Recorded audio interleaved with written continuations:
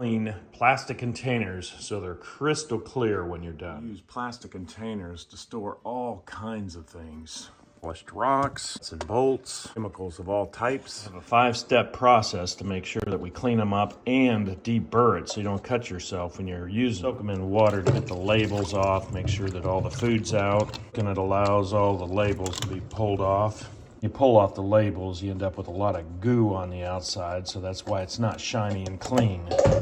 With a rag, we'll clean it up as good as we can with the water. Get as much water off as you can, off some of that water.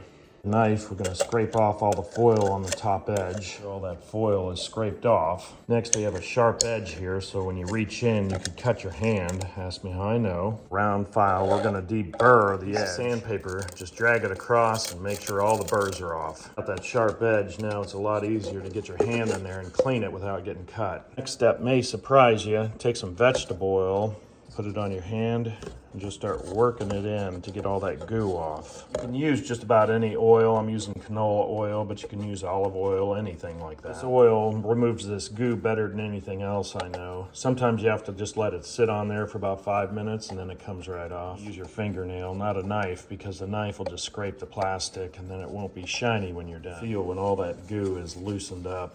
Rag or paper towel, go ahead and wipe all that oil off. Get in there real deep. You can use an old paper bag, just push it in the edge around the lip, and it in there to clean everything out inside and out. I have just a little bit of goo, so I can go in with a little bit of oil and take that off.